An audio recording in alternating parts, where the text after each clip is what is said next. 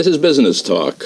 Hello, I'm Norman Liss, and this program is devoted to helping people do business better.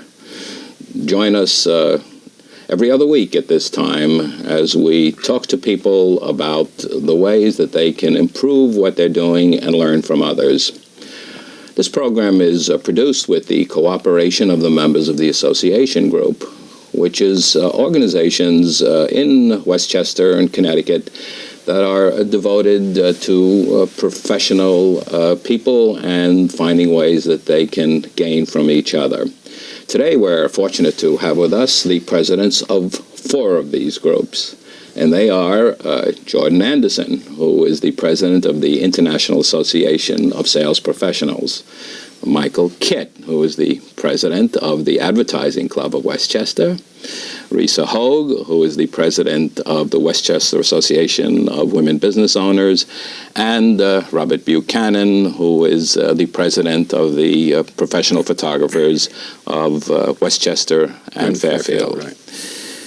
So maybe we ought to have an opportunity here for each of you to talk just a bit about what your organization is and what you've been doing lately. Why don't we start with you, Jordan? IASP was formerly the Sales and Marketing Executives of Greater New York. Oh, for many years, yeah. For many years, yes. And I've been involved about 5 years.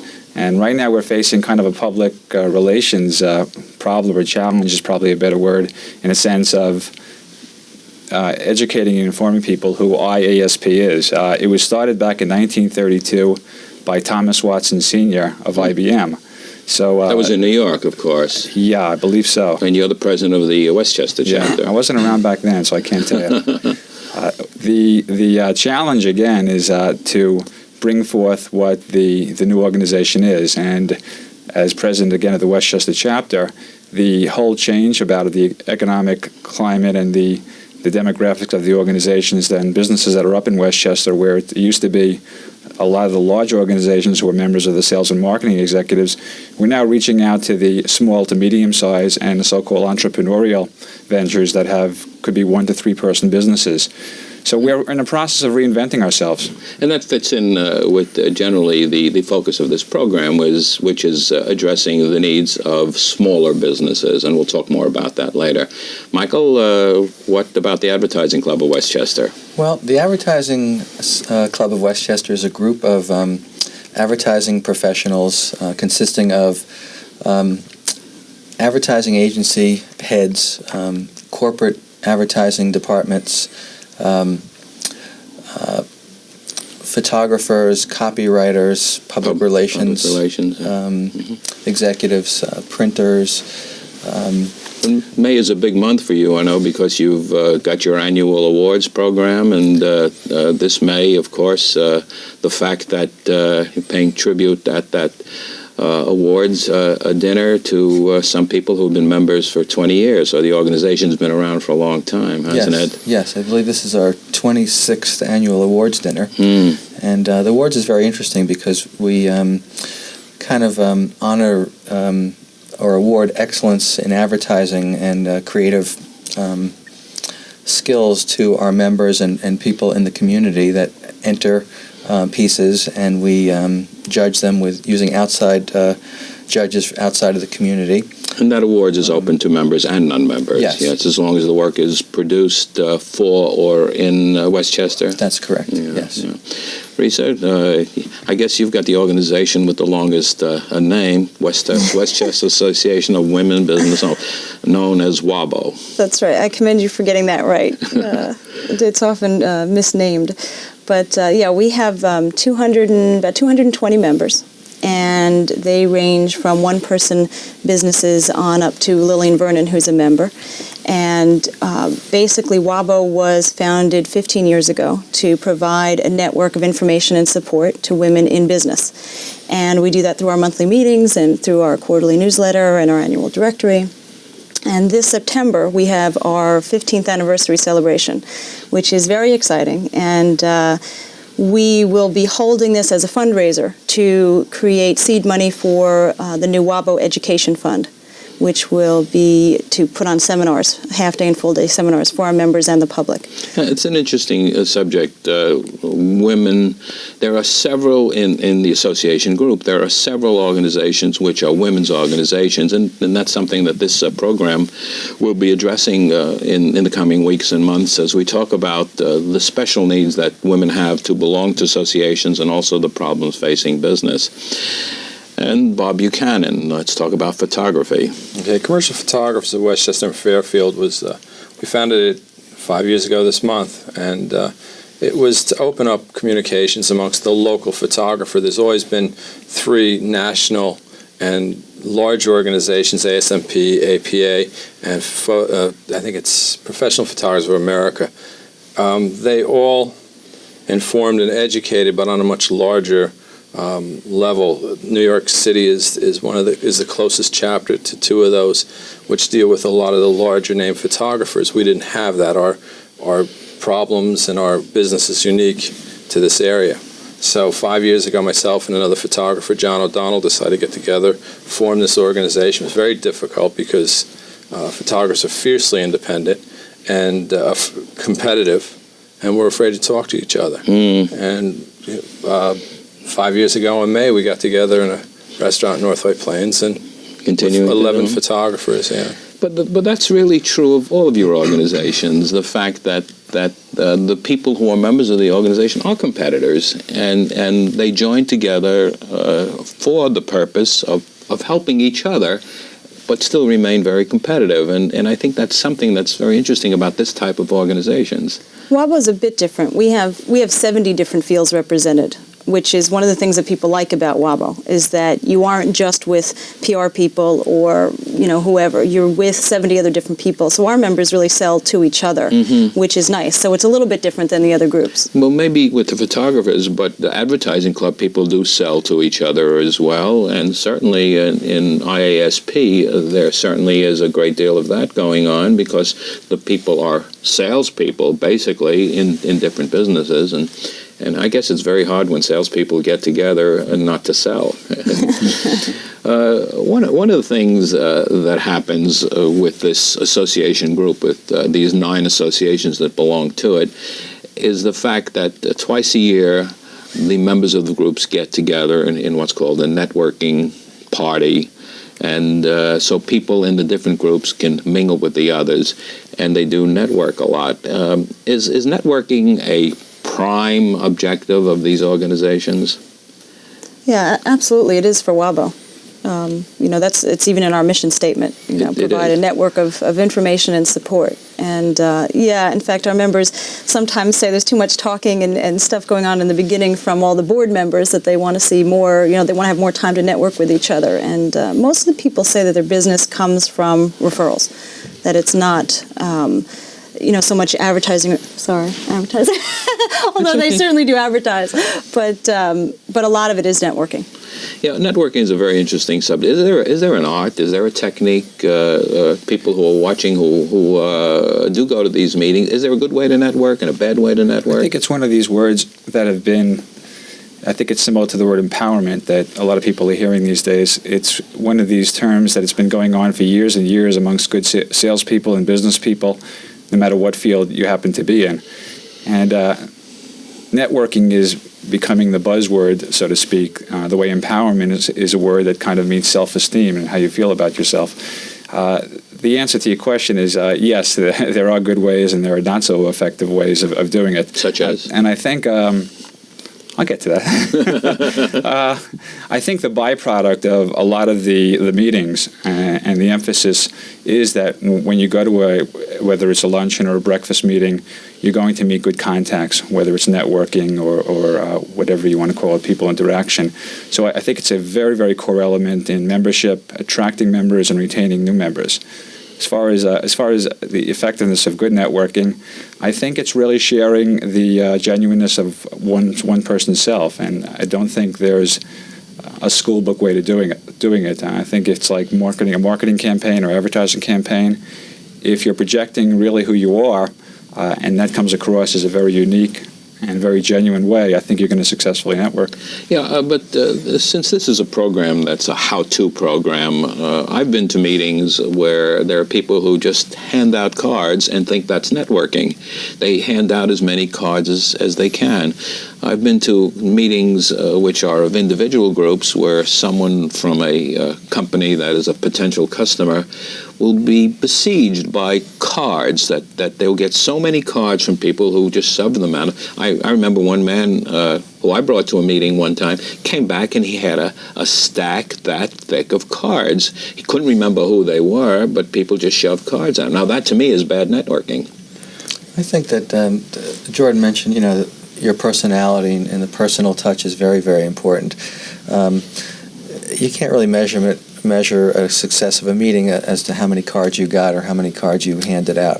I think that if you sit next to a person and you get to know them and you talk about current events or your feelings on certain things, I think that's how you kind of, get a comfort level with that person. And personally, when I talk to someone and I feel good about them, I feel more compelled to call them to do business with them versus someone that said, "Here's my card, I'm a salesman," on a very impersonal level. I have a story about, I was at the awards club, the awards dinner on the Ad Club one year, and I was sitting at a table with a salesman, a printer who was a salesman, and a gentleman and his wife from a major corporation here in Westchester.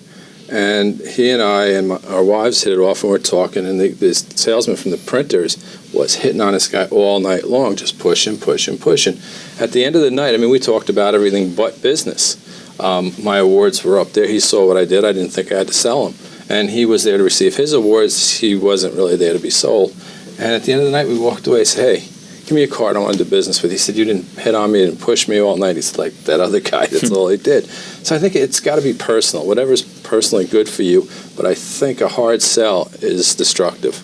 I think it hurts you. People buy from people Exactly. they like and they feel comfortable with. And it's when you go through your Rolodex and you see you go through cards and there's no connection, you're not going to buy from that person. That's definitely true. You always buy or want to buy from somebody that you like and have had an experience with on some level. So I think good networking is what you said, is really a personal connection. How important is it? How important is it?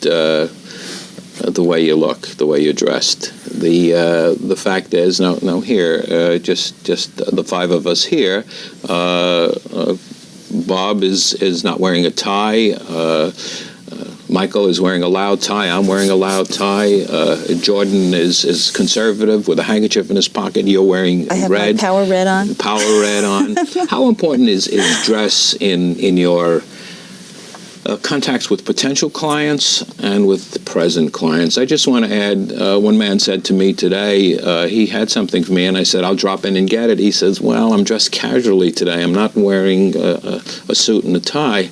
And I said, "Why does that make a difference?" And yet it does. He would never go out on a business call without wearing a tie and a jacket. So how important is clothing as far as you're concerned? And is it a particular problem for women?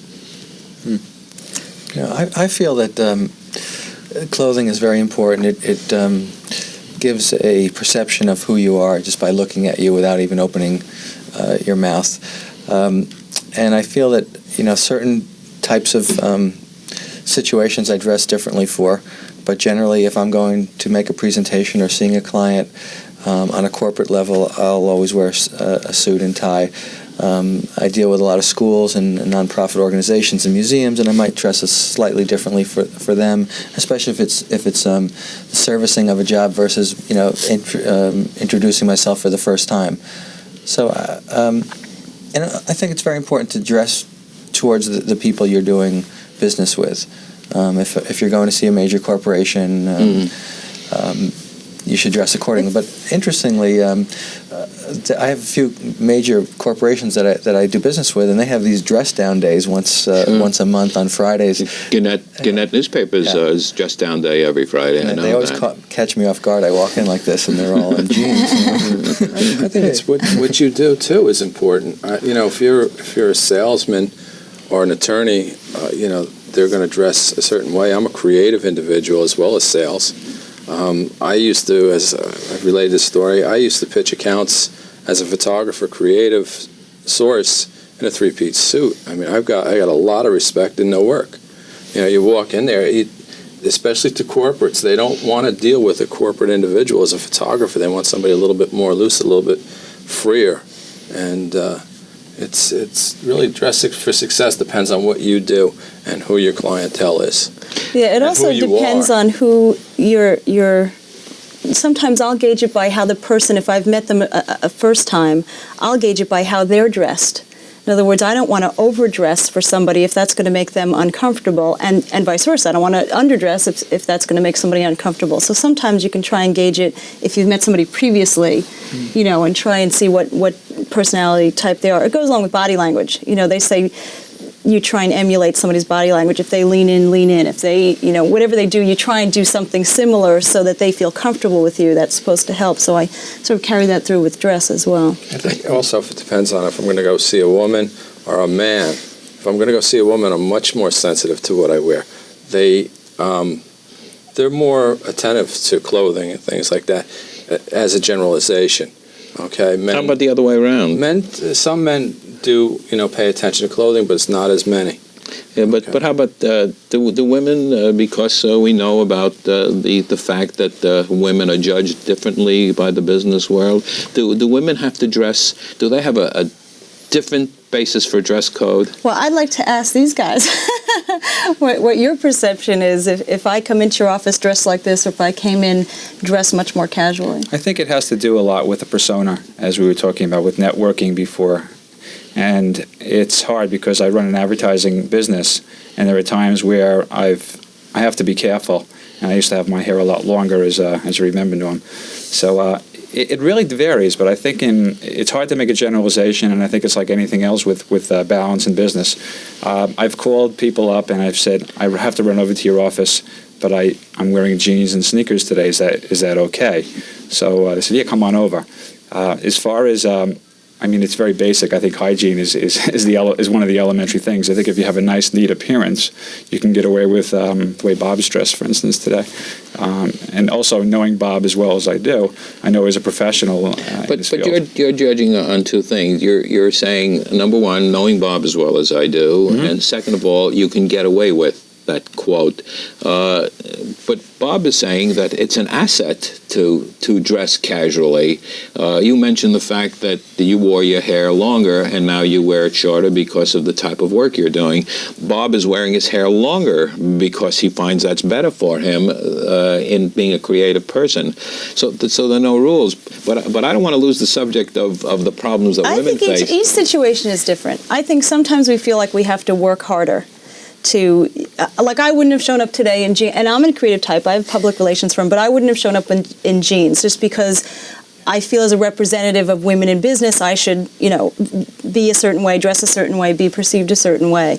But I have clients that I've worked with for a period of time where I went to a meeting the other day and I went in black jeans, not blue jeans, but black jeans with this shirt with a vest on. So more casual, but still not, sort of not jeans and not a skirt.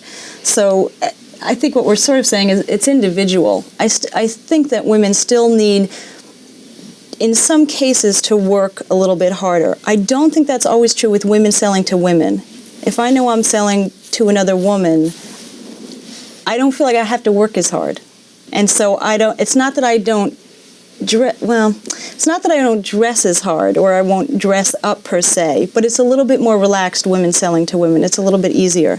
And so I don't feel the need to go all out per se. I know there's a level I can go to. And you're making a point here that there's a difference between meeting someone for the first time, a potential client or a new client, and someone who you've worked with before.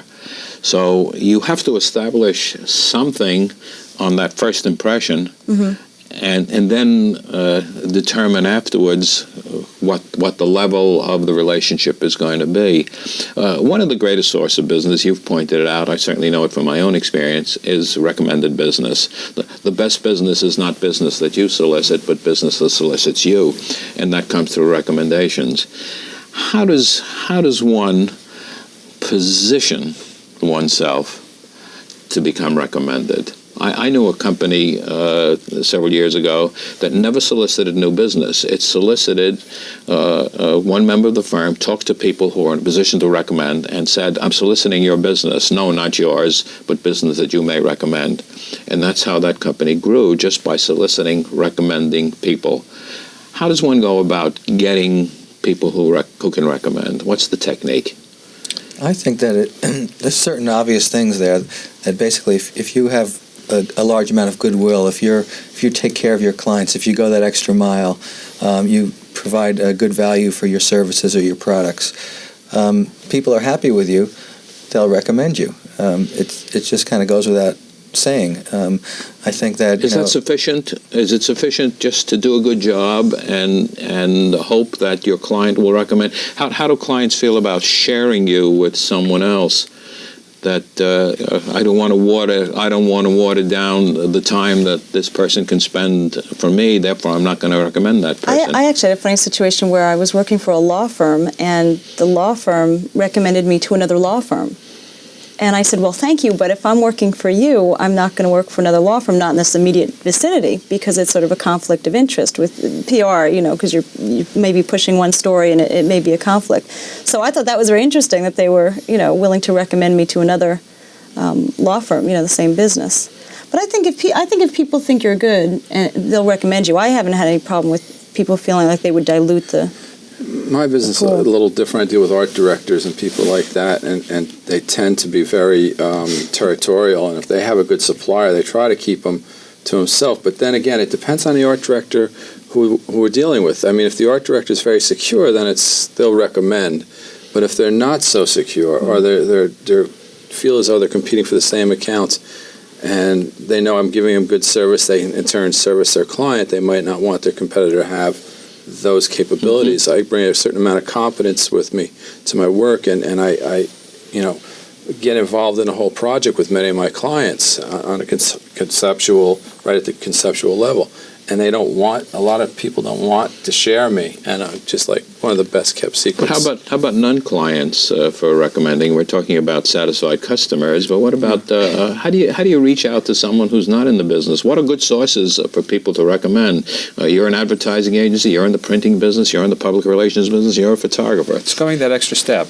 What is it? The extra step. If you look at one of the barometers of where our society is going today, this whole transformation, is if you look at some of the best-selling books, you see ethical selling, win-win, consultative selling. I think, again, it's a repeat of history, and I don't necessarily think there's new methods, but it's just kind of a rediscovery of some of these older methods. And it's, just an example, for instance, it's whether you call it value-added selling. I speak to some of my clients about helping some of their children find jobs at a tough job market. I think once a client perceives you as somebody who is more than just an order taker and who's out to really help them and get back to that genuine care, you're tightening that bond. And if they perceive you that way, I don't think it's a technique you necessarily have to learn. It has to be more of a genuine feeling. But and, Jordan, you're talking specifically about clients who know your work, and what I'm relating to is going broader than this to people who you haven't worked with, who may have a perception of your work. I think it's the same thing. If they know you and they have a perception of you as being a certain way, they're going to recommend you eventually. It's the same kind of thing. How do you give that perception to someone who has never seen your work? Well, you have to be out there. You have to be part of a group. You have to be. I always tell my clients one of the best things they can do for themselves PR-wise is to get themselves on a committee or get themselves on a board of some sort, of a trade organization or some organization, because you're going to sit in a room with 6 other people or 12 other people or whatever it is, and they're going to get to know you, and you're not going to talk anything about your business. It's just about the organization and being on a board or a committee, but they're going to get to know you. And after 6 months or 8 months or 9 months of meeting with these same people, they're going to say, gee, that's right, you do advertising. Someone just asked me about an ad agency. No, I know someone who belongs to several organizations and always makes a point when he goes to the meetings never to sit with people he knows, always to sit with strangers. And he determines which table he's going to sit at by how few people he knows at that table, which is in line with what you were saying. How familiar do you get with people? Do you establish a first name basis immediately? I know there's a lot of objection to people being called by their first name immediately, and maybe in this modern age, people are used to that. How do you feel people feel about first name basis? I prefer being called by my first name. It breaks down the barriers. If there's barriers, we're not going to be creative. If someone answers the telephone and you say, this is Robert Buchanan calling Mr. President, and the girl answers the phone and says, hold on, Bob? It depends. That doesn't bother me. Okay? It depends on who I'm calling to. If I'm calling a corporate vice president, it might be Mr. or Ms. If I'm calling an art director, it's usually the first name basis. That's a tough subject. You know, the old school is never make initial contact with people by the first name. It's just that. How do the others feel about Well, that? my pet peeve is when you call up and you leave a message and the person says, "Okay, I'll have them get back to you, dear." That just makes me That's cringe. not your first Always name, has. right? No, that's one of my pet peeves. Rather than I'll get back to you, Risa or Mrs. Hoag or something, when they say dear. Okay, I'll call you back, dear. It just makes me cringe. I've often said that the telephone is the first line of offense. It's people can be so offensive on the telephone, and a lot of companies don't realize that the person who's answering the phone is really representing the company, and they don't pay any attention to it because they never call in, so they don't know. When I worked for IBM, they spent 2 days training us on how to use the telephone, how to answer the phone, how to respond to certain questions, how to avoid screening calls. May I tell him who's calling rather than who's calling? Very simple, subtle differences, but 2 days they spent, and I've never forgotten it. It was very good training. Could be one of the reasons why IBM's having the problems they're having. So caught up in formalities, white shirts, and I think that, to me, IBM is a perfect example of corporate formality, and they were so uptight and so, together with all these, little nuances. No, that was politeness, and I give IBM a lot of credit. Well, that was politeness I agree, and just common courtessy that they were teaching. But, I mean, overall, the white shirts, the whole bit, I think that's why they lost it. And this, I understand they're changing it, and that happens with me. Again, if there's walls, and we're creating something that's supposed to be artistic or something interesting, those walls. There seems to be a difference between the two of you on that subject, but one of the things that there's no disagreement on is the fact that we've run out of time. And I thank you all for coming here. This has been a program in which we have discussed some of the things that members of associations face. The name of this program is Business Talk, and it is on this station at this time every other week. I'm Norman Liss, and I wish you all profitable sales, happy customers, and work that you can enjoy. Until the same time next time, goodbye.